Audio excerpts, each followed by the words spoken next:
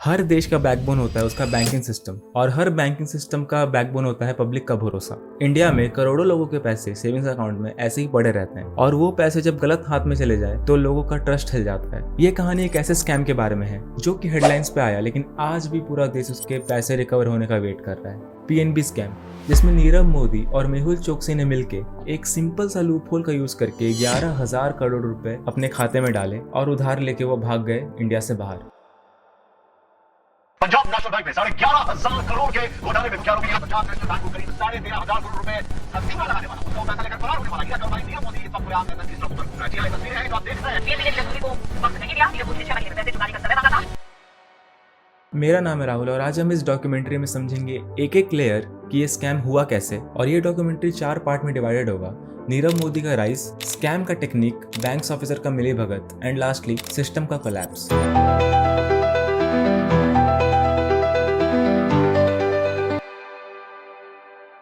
नीरव मोदी का रियल नाम था नीरव दीपक मोदी। 1971 में गुजरात के एक डायमंड बिजनेस फैमिली में उनका जन्म होता है। उनके फादर दीपक मोदी बेल्जियम के डायमंड हब में रॉ डायमंड का काम करते थे। डायमंड इंडस्ट्री में गुजरात का बस एक ही मंत्र है, कट, पॉलिश एंड एक्सपोर्ट। सूरत, नवसारी और भावनगर जैसे टाउन्स में हर गली में किसी न किसी का डायमंड का बिजनेस है। 1999 में नीरव मोदी अपना नया काम शुरू करते हैं जिसका नाम होता है फायर स्टार डायमंड इंटरनेशनल। ये कंपनी बेसिकली क्या करती थी, जो भी रफ डायमंड होते थे उनको ये पॉलिश करते थे, डिजाइन करते थे, हाई एंड ज्वेलरी बना के उन्हें बड़े बड़े देशों में जैसे कि हांगकांग, यूएस में बेचा जाता था। उस समय तक इंडिया में डायमंड का बिजनेस जो था वो ज्यादातर B2B ही था। इसी में नीरव मोदी ने सोचा कि क्यों ना हमारे डायमंड सीधे कस्टमर्स को ही बेचे जाएं। फिर उन्होंने इंडिया में ही लग्जरी स्टोर्स, सेलिब्रिटी एंडोर्समेंट्स और इंटरनेशनल प्रेजेंस बनाया। नीरव मोदी को हाई सोसाइटी में एंट्रेंस चाहिए थी। करीना कपूर, प्रियंका चोपड़ा जैसे बॉलीवुड स्टार्स जो कि उस टाइम पे राइज में थे, वो नीरव मोदी का ज्वेलरी पहने हुए रेड कारपेट में नजर आए, जिनसे उसकी पॉपुलैरिटी बहुत ज्यादा ही बढ़ने लगी थी। 2010 में नीरव मोदी का नाम फोर्ब्स के रिच लिस्ट में आया एंड उनका ब्रांड अब मार्केट में एक सिंबल ऑफ लग्जरी बन गया था।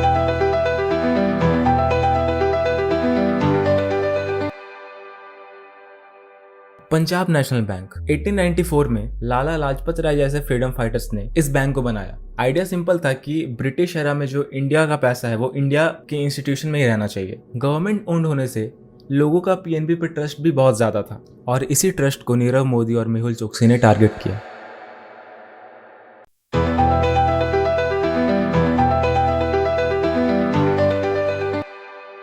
अब समझते हैं स्कैम का असली वेपन, लेटर ऑफ अंडरटेकिंग यानी कि LOU। मान लो आप एक इंपोर्टर हो और आपको बाहर से डायमंड्स खरीदने हैं या फिर कोई भी सामान खरीदने हैं, लेकिन आपके पास उतना पैसा है नहीं, तो आप फॉरेन बैंक से लोन मांगते हो। तो फिर उस टाइम फॉरेन बैंक बोलेगा कि गारंटी कौन देगा। इसी टाइम LOU काम आता है। इंडियन बैंक एक लेटर ऑफ अंडरटेकिंग देते हैं। ये प्रॉमिस होता है कि अगर बोरोवर पैसा नहीं दे रहा है तो बैंक उसके पैसे चुका देगा। यह प्रैक्टिस लीगल है और थाउजेंड्स ऑफ इंपोर्टर्स इसे यूज करते हैं। प्रॉब्लम तब शुरू होता है जब LOU इशू होता है बिना किसी कोलैटरल के and without record. PNB Mumbai की तरफ से नीरव मोदी और मेहुल चोकसी को LOUs मिलते रहे। जब एक LOU एक्सपायर होने वाला रहता तो ब्रांच के अंदर के ऑफिसर्स एक नया फ्रेश LOU इशू कर देते विदाउट एनी रिकॉर्ड। पिछला लोन जो है वो इससे रीपे हो जाता था और ये एक नया स्कैम चल रहा था। इन LOUs को ऑफिशियली रिकॉर्ड नहीं किया जाता था। कोर बैंकिंग सिस्टम में सिर्फ स्विफ्ट, जो कि एक ग्लोबल मैसेजिंग नेटवर्क है, उसमें भेज दिया जाता था। इसका रिजल्ट ये था कि पीएनबी के जो बड़े ऑफिशियल्स थे उन्हें पता ही नहीं चलता था कि कहाँ पैसा जा रहा है और कितना पैसा आ रहा है। बेसिकली पॉइंट ये है कि तुम समझो कि मैं एक बैंक का एम्प्लॉय हूँ, ठीक है, और तुम मेरे से आके एक LOU मांगते हो तो मैं तुम्हें LOU दे देता हूँ एंड जो LOU का अप्रूवल है वो मैं एक स्विफ्ट मैसेज के द्वारा भेज देता हूँ उस फॉरेन बैंक को। उस फॉरेन बैंक को पता चल जाता है कि चलो मैसेज आ गया है तो मैं इसे लोन दे देता हूँ, लेकिन मैं उस LOU को अपने बैंकिंग सिस्टम में रिकॉर्ड करता ही नहीं हूँ, जिससे जो मेरे ऊपर ऑफिशियल्स हैं उन्हें कुछ पता ही नहीं चलता है कि स्कैम कैसे हो रहा है। 2011 से 2018 के बीच में नीरव मोदी एंड टीम ने almost 1200 LOUs,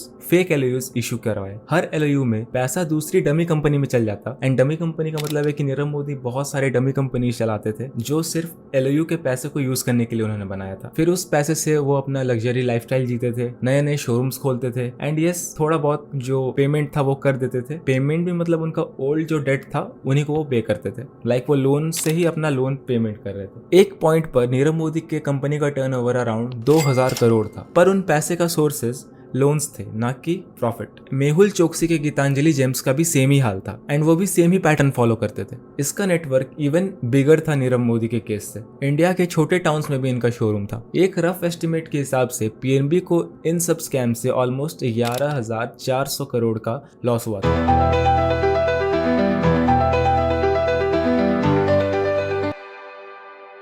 so the main question is scam इतनी देर तक कैसे चला। सो बेसिकली जैसे मैंने तुम्हें पहले बताया कि इनके साथ जो बैंक के ऑफिशियल्स थे वो सारे मिले हुए थे। सो उन्होंने इंटेंशनली सीबीएस बाईपास किया एंड उस टाइम पे सीनियर मैनेजमेंट के ऑडिट्स उतने अच्छे थे नहीं। एनुअल ऑडिट्स पे फॉरेन ब्रांच ट्रांजैक्शन पे उतना ध्यान दिया नहीं गया था। इंटरनल कंट्रोल के नाम पे पेपर वर्क बस सिग्नेचर और स्टैम्प तक ही लिमिटेड था। इस स्कैम में फॉरेन बैंक्स भी डायरेक्टली इन्वॉल्व थे क्योंकि उन्होंने एलओयूज पे ब्लाइंडली पैसा दिया विदाउट एनी डीप वेरिफिकेशन। एक एक्स बैंक ऑफिसर का कोट था, हम नीरव मोदी को एक वीआईपी कस्टमर मानते थे, अगर वो कहता कि लोन सैंक्शन करो तो वो कर देते थे। सिस्टम का मिसयूज इस लेवल पे हो रहा था कि ब्रांच के कुछ ऑफिसर्स ने इसका पर्सनल फायदा उठाया। सो इस केस से हम ये देख सकते हैं कि एक सिंपल सा लूपहोल यूज करके कैसे कोई भी हजारों करोड़ पैसे ऐसे ही अपने साथ ले जाते हैं इंडिया से बाहर, एंड सफर किसको करना पड़ता है, इंडिया के लोगों को।